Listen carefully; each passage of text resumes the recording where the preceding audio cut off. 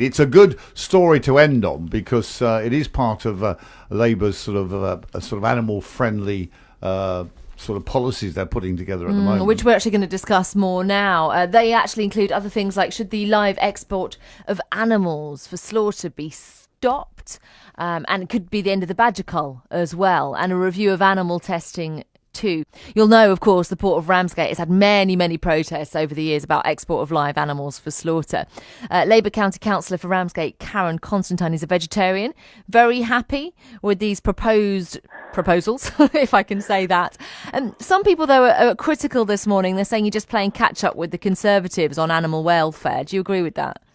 Oh, well, good morning. Yes. Morning. I don't think we are playing catch-up. I think this is quite radical. It's a 50-point, it's an in-depth consultation.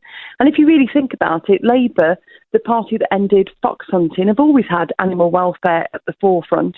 And really what we're trying to do here is catch up with the latest scientific advice on sentience of animals, plus more practical points, like your caller just mentioned, about the right for people to have a pet in a home, because we know that's really linked to well-being.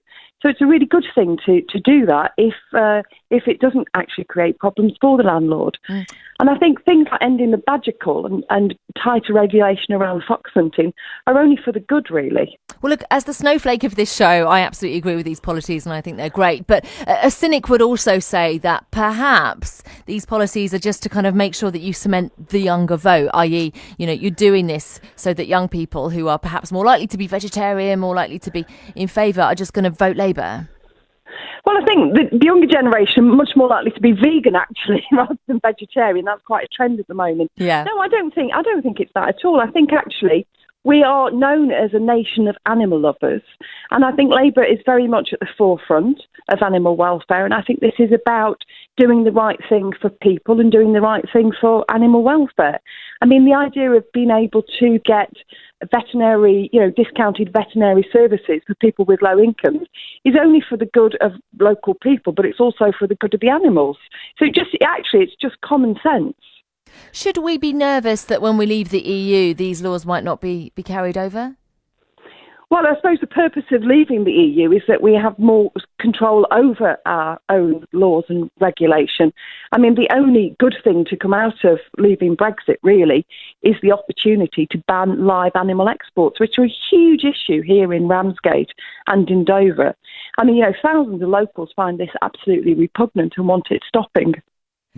Do you think that there will be a bit of a backlash, though, in Ramsgate, like on a business case for people who do export those animals? Listen, those animals, they travel hundreds of miles before they get to the port of Ramsgate and Dover. So there isn't really much economic value in transporting those animals. And I think it's one of those cases where it would be better to end that trade. I mean, it is a really horrible trade. And every time the animals go through the port, there are campaigners down there. You've got to remember in 2012, there were about 40 sheep that had been treated so badly that they had to be put down. And that's really not on in this day and age. And, they're being transported for slaughter. To be honest, although I don't agree with eating meat myself, they could be slaughtered anywhere. They don't need to be transported in lorries, packed in to be slaughtered. And just quickly, Karen, this is a draft policy. How likely is this to be cemented? I would have thought this was quite likely to be cemented, and I hope that people do get involved in the consultation. I was quite interested in the issue around puppy trafficking, because I think the same thing sadly happens with kittens as well. There's an exploitation of animals going on there, and there's a duping of the consumer. So I hope people get involved and respond, and I hope they support this. Thank you. Karen Constantine, the Labour councillor for Ramsgate there.